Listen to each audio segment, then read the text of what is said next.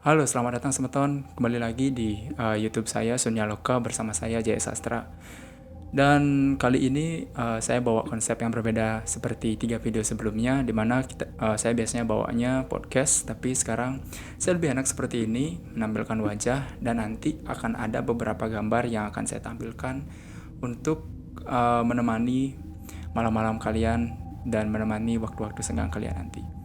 Sebenarnya ini video saya yang pertama kali saya take, jadi agak gimana ya, cara ngomongnya masih sulit, jadi tolong dimaklumi ya. Terus tadi pagi ada kejadian yang nggak saya harapkan, yaitu mata saya merah lagi. Jadi jadwal udah seharusnya take sekarang, terus tiba-tiba mata merah. Ya udah saya tempel aja, terus lanjut aja take, nggak apa-apa. Setidaknya satu mata masih bisa dipakai gitu. Jadi dalam video ini saya akan menjelaskan atau menceritakan kembali beberapa cerita-cerita yang jarang kalian dengar atau yang pernah kalian dengar, atau beberapa cerita yang berhubungan dengan supranatural, horor, terus kasus-kasus yang sulit dipecahkan oleh beberapa orang, bahkan beberapa urban legend. Karena kenapa? Karena sejatinya tuh saya sebenarnya suka mendongeng kepada orang, suka bercerita gitu. Jadi kebetulan ada platform YouTube, saya gunakan ini untuk mendongeng dengan cara saya seperti ini atau cara saya sendiri. Oke, nggak usah lama-lama lagi. Jangan lupa klik like, comment, and subscribe. Terus kita lanjut ke videonya sekarang. Untuk kasus yang pertama, mungkin beberapa dari kalian sudah ada yang tahu atau sudah pernah mendengar filmnya atau menonton filmnya mungkin. Judul filmnya mungkin bernama Pengusiran Setan dari Emily Rose. Beberapa orang mengira film ini adalah fiksi, dan ternyata film ini diadaptasi atau berdasarkan dari kisah nyata seorang wanita yang berasal dari Jerman Barat. Namanya Anneliese Michel. Dia adalah seorang gadis yang lahir pada tanggal 21 September 1952 dan dia berasal dari Jerman Barat. Dulu waktu sebelum tahun 1990-an kalau nggak salah, Jerman itu ada dua, Jerman Barat dan Jerman Timur. Ia dikenal sebagai anak yang sopan, anak yang baik, yang periang, bahkan beberapa orang mengatakan bahwa dia adalah anak yang rajin beribadah. Anneliese lahir di dalam keluarga Katolik yang taat, bahkan setiap hari Minggu dia mengikuti kebaktian, apa namanya itu ya, saya nggak bisa nyebut. Bukan nggak bisa nyebut, tapi nggak tahu sebutannya apa. Sembahyang ya, bilang aja sembahyang. Pada tahun 1968, Anneliese Michel untuk pertama kalinya di usianya yang beranjak 16 tahun, ia mengalami kejadian yang aneh, yaitu pada saat ia tidur, ia mengalami semacam ketindihan, seperti tidak bisa menggerakkan tubuhnya pada saat dia akan bangun. Terus untuk pertama kalinya juga ia mengalami tak sadarkan diri. Setahun kemudian di bulan Agustus, Anneliese Michel kembali jatuh dan tak sadarkan diri. Melihat hal tersebut, orang tuanya memanggil dokter yang bernama Dr. Fogg. Nah, ini tulisannya, Dr. Fogg. Setelah diperiksa, ternyata hasilnya tidak ada kelainan pada otak dan syaraf motorik dari Anneliese Michel. Dan beberapa dari sumber yang aku dapat adalah setelah kejadian tersebut di bulan Agustus, Anneliese Michel sempat dibawa atau dirawat di rumah sakit jiwa. Tapi bukannya kesembuhan yang ia peroleh, malahan Anneliese Michel hidup di antara orang-orang yang mengalami sakit kejiwaan dan itu mempengaruhi dirinya. Akhirnya orang tuanya memutuskan untuk mengeluarkannya. Jadi dari sumber yang aku dapat, dia sempat berada di rumah sakit jiwa selama 1 tahun. Nah, setelah 1 tahun dia berada di rumah sakit jiwa dan dia berhasil dikeluarkan oleh orang tuanya, ternyata Anneliese Michel kembali ke sekolah dan memperoleh peringkat yang baik. Jadi secara nggak langsung dia keluar dari rumah sakit dan langsung pinter. Jadi untuk Anda yang bodoh-bodoh, coba Anda ke rumah sakit. Mungkin mental Anda sedang bermasalah makanya bodoh. Di tahun 1970 ia menjadi lulusan terbaik di sekolahnya. Wow, dari awalnya pingsan terus masuk rumah sakit jiwa jadi lulusan terbaik. Menarik. Dan ternyata dari beberapa sumber juga aku dapat, dari periode 1968 sampai 1970, selama 2 tahun ia berkali-kali mengalami jatuh, pingsan, kadang kejang-kejang. Kadang pada saat menerima pelajaran dia tiba-tiba kejang-kejang gitu.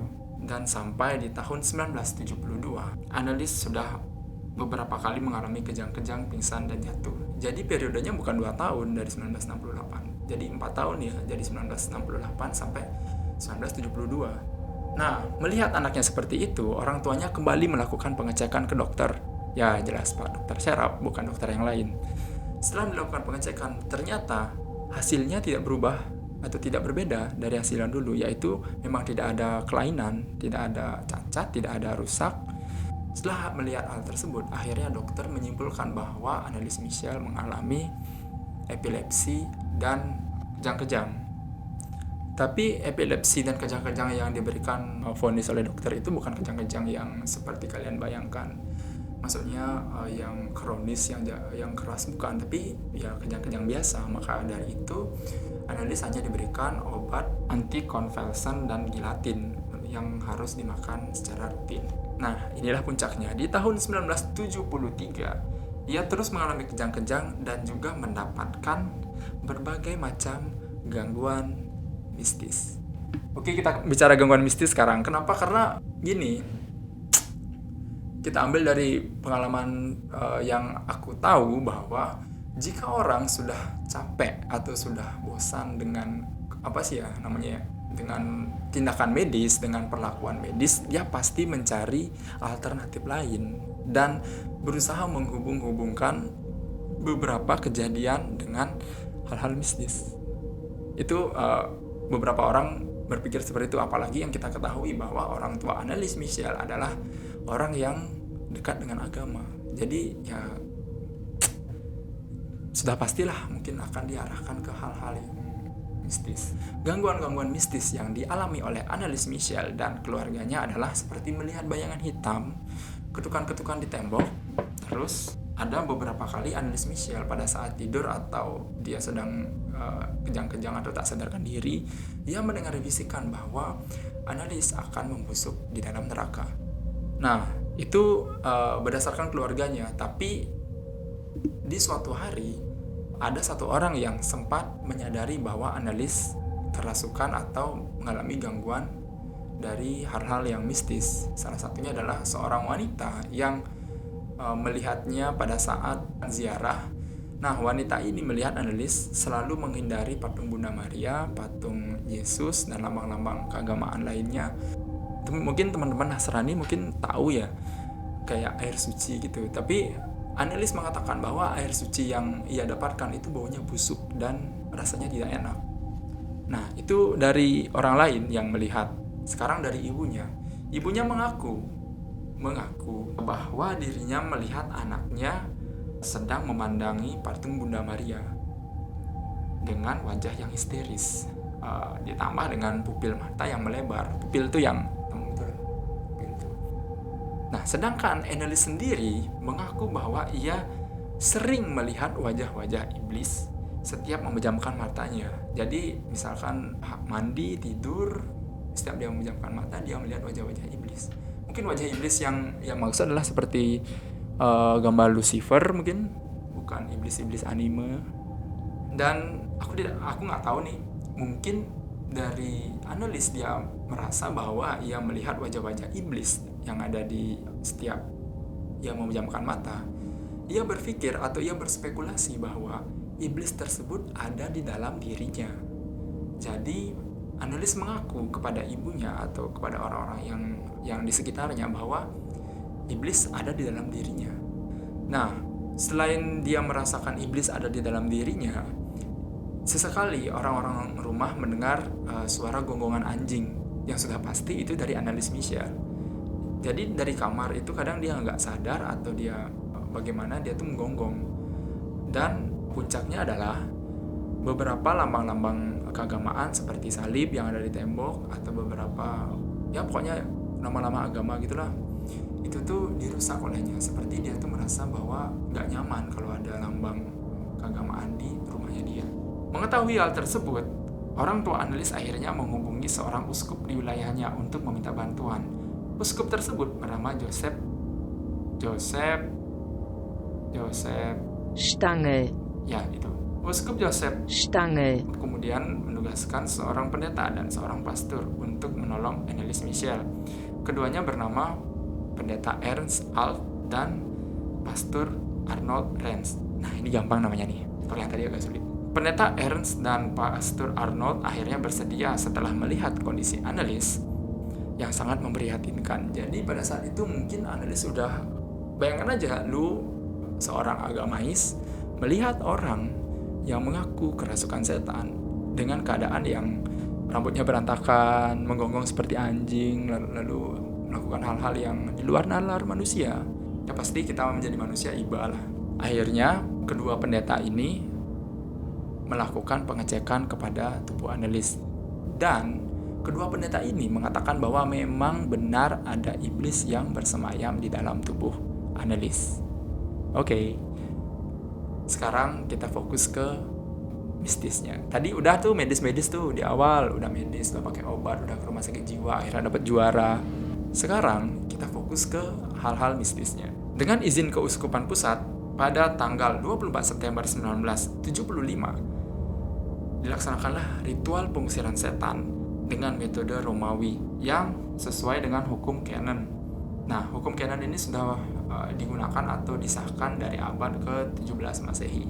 Nah, ini aku nggak tahu nih. Mungkin teman-temanku yang Nasrani mungkin tahu, mungkin. Aku dapat ini dari referensi yang aku baca juga.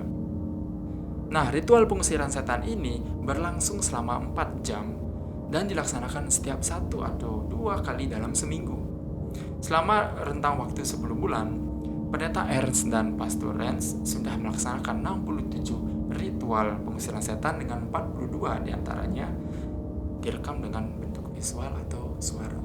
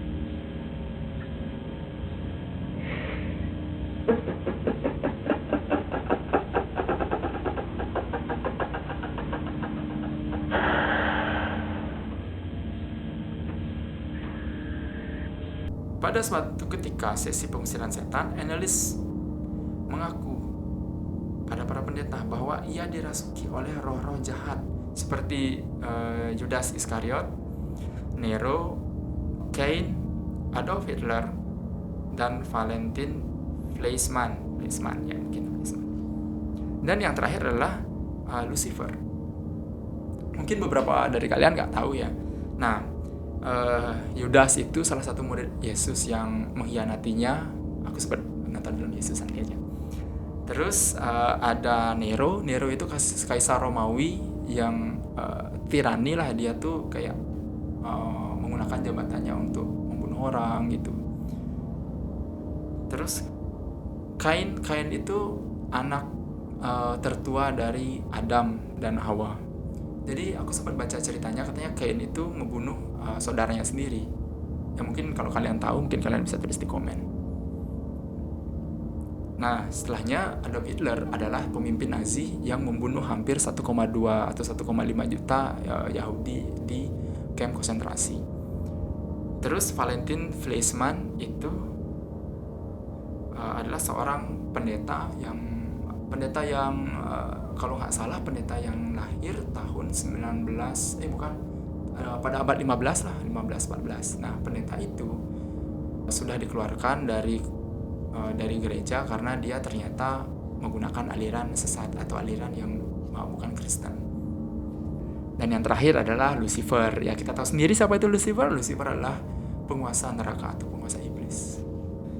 Di bawah pengaruh roh-roh jahat tersebut, Anneliese Michel suka merobek-robek pakaian dari tubuhnya sendiri atau melukai dirinya sendiri. Dan beberapa kejadian atau beberapa orang sempat melihatnya merangkak seperti anjing atau kadang merangkak ke belakang seperti beberapa film horor yang kita tonton. Terus kadang dia merangkak sambil menyusuri anak tangga, terus menyalak seperti seekor anjing, ya yang kayak kita bilang pertama. Memakan laba-laba dan memakan batu bara. Dan mungkin batu bara itu dipakai di apa namanya itu ya? Kalau orang-orang Eropa mengharapkan diri kan dengan tungku gitu yang di dalam rumahnya. Aku nggak tahu namanya apa. Intinya pakai mengharapkan diri kan pakai batu bara tuh. Nah, itulah dimakan. Jadi ada kecoa lewat dimakan, laba-laba lewat dimakan, ada batu bara dimakan. Mungkin dia belum pernah makan rendang. Yang paling parah adalah beberapa kali orang melihat dia meminum air seninya yang sudah ada di lantai. Jadi pada saat dimulainya pengusiran setan, Anneliese ini udah berantakan. Kadang dia nggak bisa ke kamar mandi sendiri. Jadi mungkin tanpa sadar orang-orang bahwa dia kencing di lantai atau kencing di kamar. Nah, kencingnya jatuh, akhirnya diminum sama dia. Padahal Jerman kan penghasil bir ya, sebenarnya bir akan lebih enak. Setelah beberapa kejadian-kejadian aneh tersebut selama pengusiran setan, Anneliese di masa-masa akhirnya ia mengatakan bahwa ia akan menerima ajalnya atau dia akan meninggal.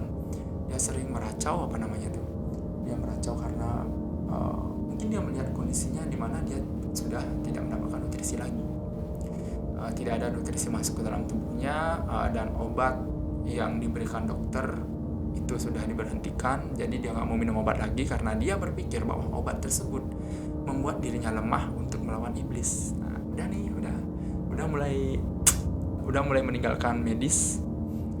Jadi dari penjabaran aku tadi, dia udah nggak makan, dia udah berhalusinasi, dia udah nggak minum obat. Jadi kita bisa bayangkan keadaannya seperti apa. Pada tanggal 30 Juni tahun 1976, ia melaksanakan ritual pengusiran setan lagi sekali untuk terakhir kalinya. Karena pada esok harinya, tanggal 1 Juli tahun 1976, Anneliese Michel ditemukan meninggal dengan keadaan yang tragis, yaitu dalam keadaan kurus, beberapa luka dalam tubuhnya, kekurangan gizi, dan intinya nggak layak hidup lah kelihatannya. Anneliese meninggal pada usia yang masih muda, yaitu 23 tahun, sebaya sama gue.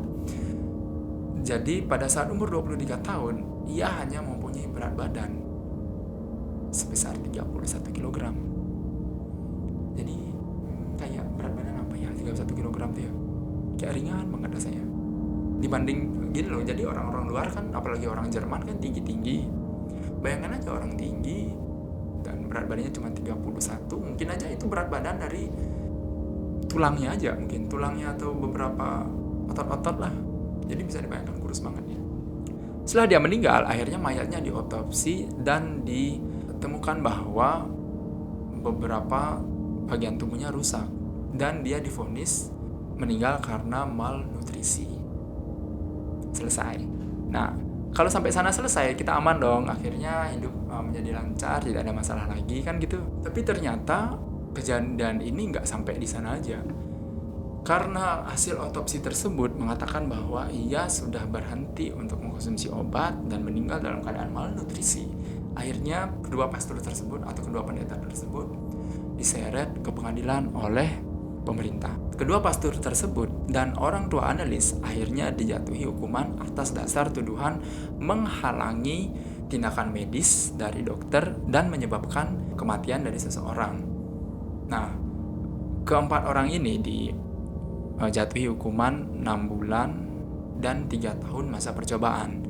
Tapi kedua orang tua Anneliese tidak penjara selama 6 bulan karena pengadilan sudah menganggap bahwa kedua orang tua analis sudah kehilangan. Jadi yang dipenjara hanya pasturnya aja, yang keduanya. Nah, kalau kita berpikir lagi dari awal penjabaran, di mana bahwa ada dua sisi di sini, di mana ada sisi medis, ada sisi non medis. Nah, kita lihat dari sisi medis. Sisi medis mengatakan bahwa analis mengalami kejang-kejang dan epilepsi, sudah diberikan obat, tapi tetap aja gejala itu muncul. Dan beberapa tes menyatakan bahwa analis tidak mengalami masalah dalam syaraf motoriknya.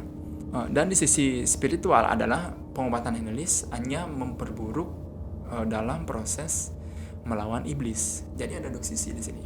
Dan sudah pasti jika kita dalam pengadilan, kita pasti pakai yang logika dong, nggak mungkin kita pakai medis atau menghayal. Bukan menghayal sebenarnya, tapi balik lagi, tidak semua orang dapat percaya akan hal itu. Apalagi beberapa orang juga lebih mengedepankan logika. Misalkan aku yang nusuk, aku yang jadi tersangka, biarpun aku mengaku bahwa aku mendengar bisikan-bisikan. Kan banyak seperti itu tuh di TV. Kenapa kamu membunuh orang tuamu? Kenapa kamu membunuh anakmu? Ya karena saya mendengar bisikan-bisikan, kan seperti itu. Tapi tetap aja orang yang nusuk ya masuk penjara dengan tuduhan percobaan pembunuhan atau pembunuhan. Nah, begitulah pertimbangannya yang tadi aku jelasin, pertimbangan medis dan non-medis. Tapi di dalam kisah ini ada kisah lain dari Ibu Annelies, di mana Ibu Annelies ini pernah melakukan dosa yang menurutnya dosa ini sangat berat. Dosa ini memang berat, tapi di tahun 2020 sepertinya orang sudah terbiasa mendengar hari ini, di mana Ibu Annelies pernah melahirkan anak atau pernah melahirkan anak di luar nikah lah, namanya Martha, seorang anak perempuan. Mungkin nasibnya meninggal atau dia aborsi. Nah, ibunya Annelies menganggap bahwa Annelies sedang melakukan penebusan dosa dari ibunya. Jahat banget dong, ibunya yang berbuat, anda yang menebus dosanya. Tapi kisah ini cuman ya seperti gosip-gosip bumbu untuk memperbanyak atau membuat rame jagat media pada saat itu aja mungkin. Karena cuman beberapa orang aja yang, atau beberapa sumber aja yang aku dapat dari kisah tersebut. Dikit banget. Jadi menurut kalian gimana? Annelies itu mengalami medis atau mengalami gangguan spiritual atau iblis, dalam tubuhnya ada iblis, atau dia memang ada penyakit yang ada di dalam kepalanya atau di sarafnya tapi tidak bisa dideteksi oleh alat-alat atau kecerdasan orang pada saat itu. Jadi ada spekulasi nih. Menurut kalian gimana? Tulis di komentar ya. Oke, terima kasih udah mendengarkan cerita ini. Jangan lupa klik like, comment, and subscribe. Dan setiap minggunya aku akan berusaha untuk mengupload 2 atau 1 video minimal. Jadi ini channelnya udah aktif lagi kok. Santai aja. Nah, sebelum pergi nih, tahan dulu. Mari kita sama-sama dengar rekaman dari 6 iblis yang ada di dalam tubuh Annelies. Yang tadi aku bilang tuh, yang dari Yudas Iskariot, dari Adolf Hitler, dari Cain, Nero, terus ada Valentine dan Lucifer. Sekarang pasang headset, matikan lampumu. Mari kita sama-sama mendengarnya.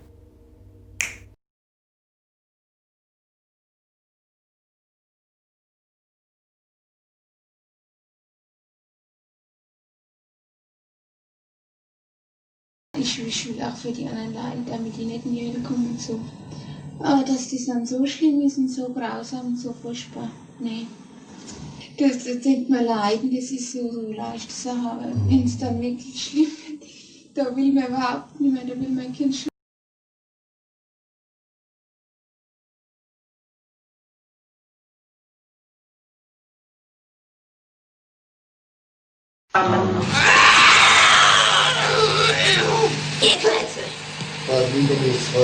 Nein, mir Kürze.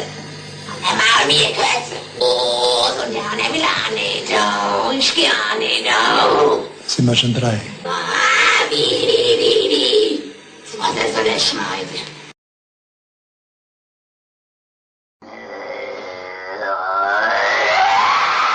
Als Kind Gottes. Ich hab ein Moderschlag.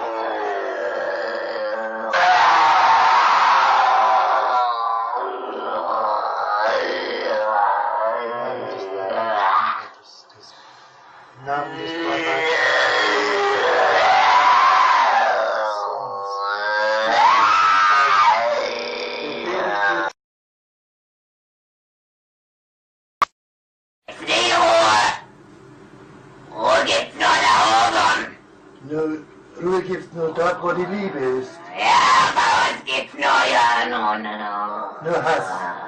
Ja, Und wo nur Hass ist, da gibt's keine Ruhe. nein. Und für uns gibt's nie Ruhe. Nie. Weil In der Ewigkeit.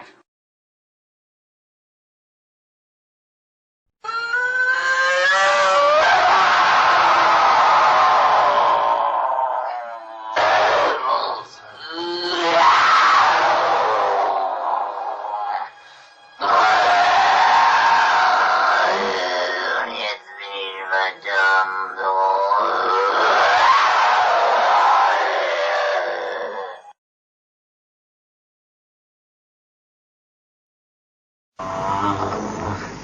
Die müssen in eigenen Seminaren ausgebildet werden, die dürfen nicht auf die anderen Universitäten.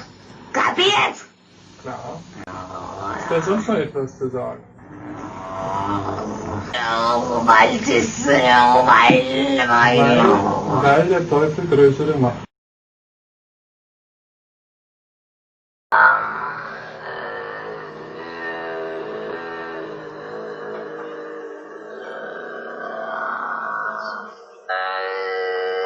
im Namen deines seligen Jungfrau, im Namen Jesu, befehle ich dir auszufahren